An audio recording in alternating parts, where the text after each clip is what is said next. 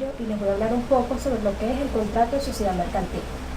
Nuestro Código Civil, en su artículo 1649, nos establece una definición muy clara de lo que es el contrato de sociedad mercantil, que dice: dicho contrato es aquel por el cual dos o más personas convienen en contribuir, cada una con la propiedad o el uso de las cosas, o con su propia industria con un fin económico que es hacer dinero.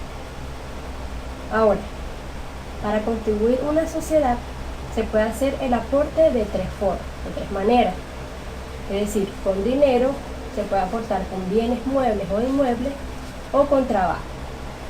Y para que se constituya el contrato se debe cumplir con unos elementos esenciales del contrato.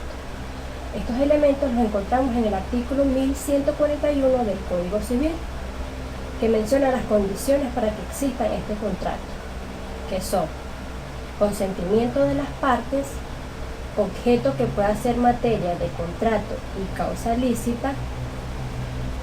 Y también tenemos dos clases de elementos, las cuales son los formales y los especiales.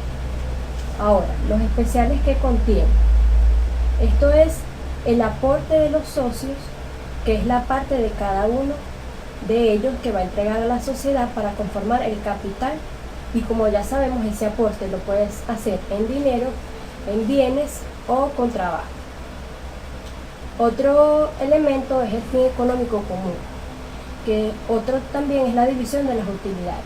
Quien aporte más dinero de capital obtendrá más ganancia.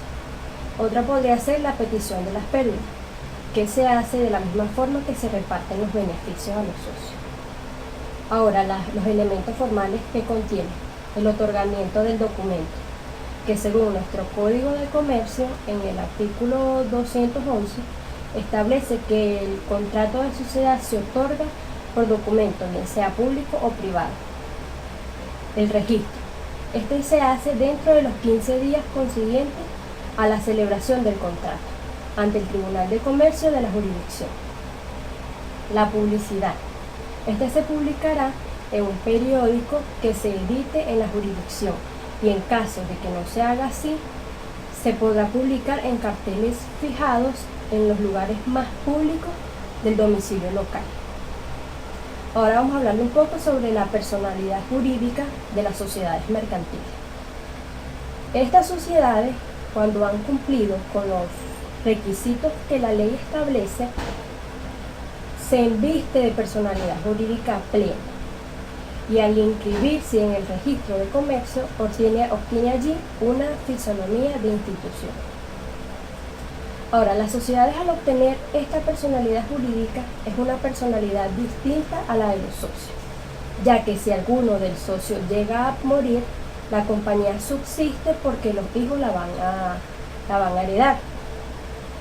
También adquieren un nombre, ya que esta es la que la va a identificar de las otras sociedades existentes. Tienen también su propio domicilio, tienen su propio patrimonio y también la capital, siendo este distinto al patrimonio personal de cada uno de los socios. Puede ser también sujeto pasivo y activo de las relaciones procesales, goza de su propia nacionalidad, ya que existen sociedades extranjeras y nacionales. También gozan de capacidad civil. Esto quiere decir que puede adquirir toda clase de bienes y en cualquier especie.